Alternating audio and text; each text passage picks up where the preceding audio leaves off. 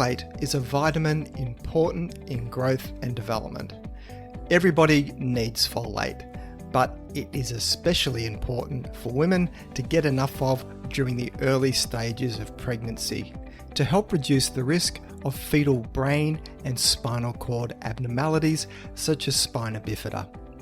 In this podcast, I look at the key roles of folate in the body and explain how it helps prevent birth defects, as well as the key dietary and supplemental sources of it.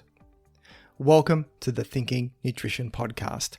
My name is Tim Crow, and I'm a career researcher, educator, and science communicator, with most of this spent in the field of nutrition. How do you make sense of so much conflicting information in the field of nutrition?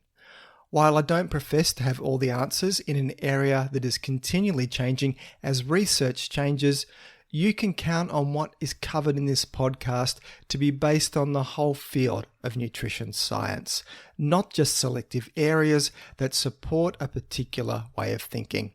And this podcast will always be free from any commercial product tie-ins, endorsements, or advertisements.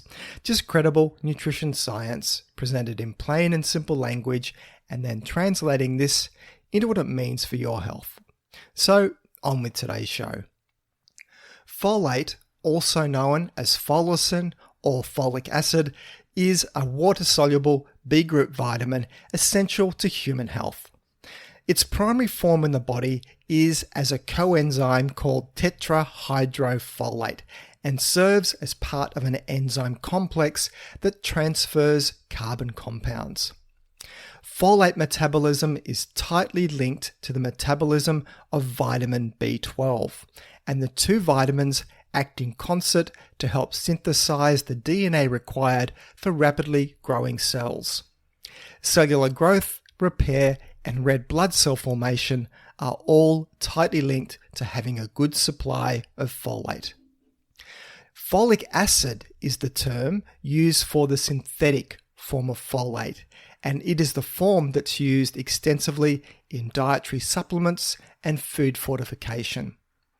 The bioavailability of dietary folate ranges from about 50% for folate that you find in foods naturally to almost 100% for the supplemental form known as folic acid. The need for folate rises considerably during pregnancy and whenever cells are rapidly multiplying. So the recommendations of folate for pregnant women are much higher than for other adults. Folic acid has been proven to be effective in reducing the risk of neural tube defects in the developing fetus. The brain and spinal cord develop from the neural tube, and defects in its orderly formation during the early weeks of pregnancy may result in various central nervous system disorders such as spina bifida. Folic acid supplements taken 1 month before conception and continued throughout the first trimester of pregnancy, which is termed the periconception period, can help reduce the risk of neural tube defects and is one of the key pieces of advice given to women planning a pregnancy.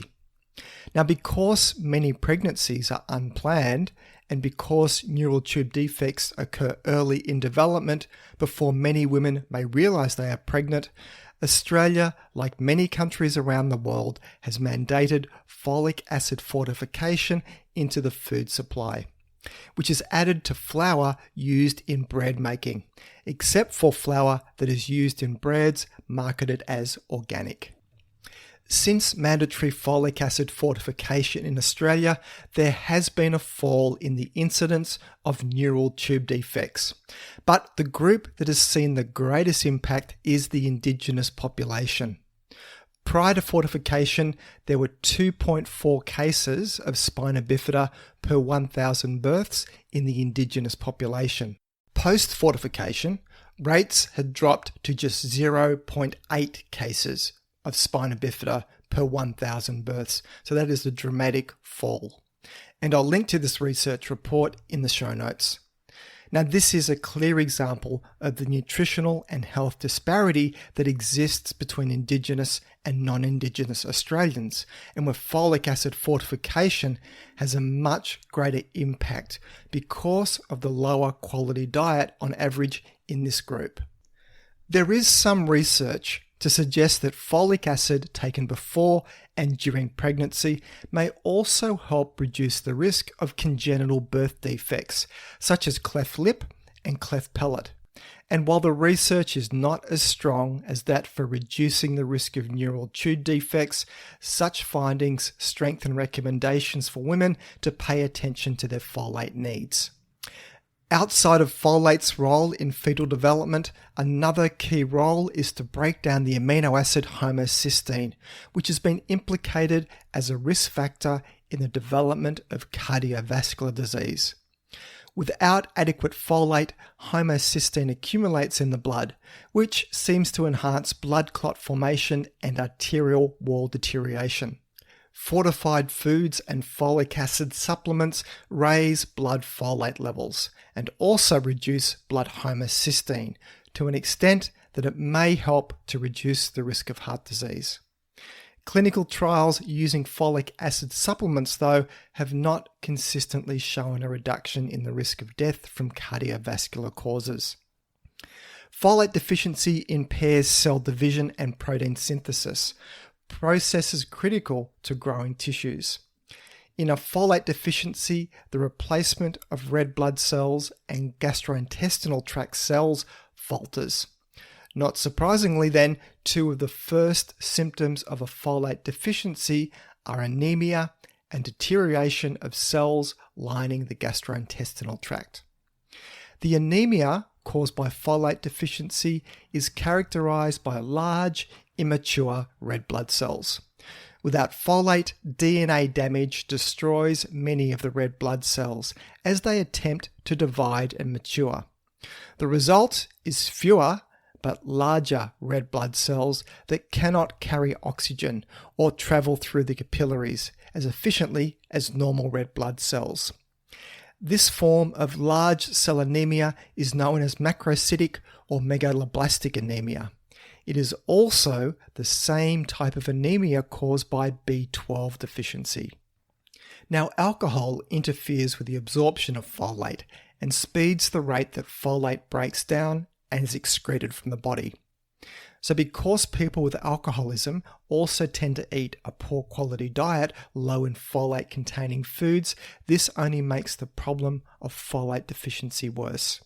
Intestinal surgeries or digestive disorders such as celiac disease and inflammatory bowel disease can decrease the absorption of folate, which puts a person at higher risk of deficiency. So does folate present any toxicity concerns though? Naturally occurring folate found in foods appears to cause no harm. Excess folate from fortified foods or supplements, however, can reach levels that are high enough to mask a deficiency of vitamin B12 and delay the diagnosis of neurological damage that is caused by B12 deficiency. That's because folic acid supplements can correct the anemia that is caused by vitamin B12 deficiency, because folate and B12 both interact together to help restore the levels of each of the vitamins. So folic acid can restore the anemia caused by B12 deficiency, so it hides that symptom, but it cannot fix the nerve damage that was also caused by B12 deficiency. So if you choose to use a folic acid supplement, stick with a lower range available of about 400 micrograms a day or less, as you will likely obtain additional folic acid from fortified foods like cereals and breads, as well as natural folate that will be present in foods in your diet. Because the synthesis of DNA and the transfer of methyl groups depend on folate, its relationship with cancer is complex, depending on the type of cancer and the timing of folate supplementation. Because if you look at fundamentally what cancer is, it's a mass of rapidly growing cells. And folate, of course, is important anytime where you have a lot of rapid cell division and cell growth occurring. So potentially, could folate have something to do with this process? So some research suggests that sufficient folate may actually protect against the initiation of cancer, whereas other studies report that high levels of folic acid may enhance the progression of cancer once it has begun. So cancer cells divide rapidly, and drugs that interfere with folate metabolism are actually used to treat some forms of cancer. One such drug is methotrexate, which limits the activity of enzymes that need folate, thereby slowing cancer growth. For this reason, it is advised that use of supplemental folate during chemotherapy should be discouraged because of the possibility of tumor protection and reduced survival for people that are having these anti-folate drugs as part of their chemotherapy. But could there be an issue with population-wide folic acid fortification for potentially changing cancer risk in the general population? Because almost everybody in the population is now consuming more folic acid in countries where mandatory fortification occurs, there have been concerns raised for some time that this could lead to a theoretical greater risk of cancer in some people. This is a thorny issue to untangle, as adequate folate helps ensure normal cell development and DNA replication, and thus help prevent mutations that could start off the cancer process. Conversely though, too much folate may actually speed up cancer growth. So looking at the opposing actions of folate together led to the hypothesis that inadequate dietary folate can increase the risk of some forms of cancer, particularly colorectal cancer, but excessive amounts may exacerbate the progression of existing colorectal cancer in some individuals. So it seems like there's a double-edged sword here potentially occurring. So previous clinical research looking at cancer-promoting effects of supplemental folic acid on colorectal cancer progression has indicated that the risk may be more than a theoretical one. So what does the most current research say about this thorny question? Using data from a United States diet and health study, which commenced in 1995 and involved well over 500,000 people, researchers were able to study how folate intake affected colorectal cancer risk. The researchers had available to them diet and health information on the participants both before and after mandatory fortification of folate into the US food supply began in 1997. And I'll link to this study in the show notes. As the amount of folate consumed increased, there was a clear drop in the incidence of colorectal cancer, and this benefit was seen both for folate consumed from food and that derived as folic acid from supplementation.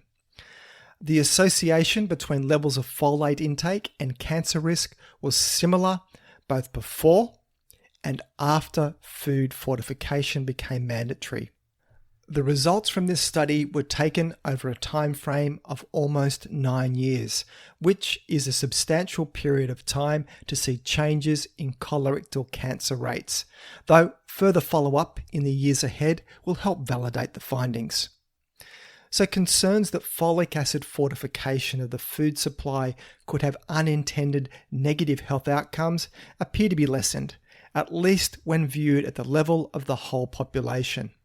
This does not discount that it could pose some risk in a subset of individuals, and scientists will continue to research this area. So finally, where do you naturally find folate in foods? It is abundant in legumes, fruits, and vegetables. The vitamin's name suggests the word foliage, and indeed, dark leafy green vegetables such as spinach and broccoli are excellent sources, as too are avocados. Beef liver is also a good source of folate. And of course, with fortification, grain products like bread also contribute to your overall folate intake each day. So that's it for today's show. You can find the show notes either in the app you're listening to this podcast on, if it supports it, or else head over to my webpage at thinkingnutrition.com.au and click on the podcast section to find this episode to read the show notes.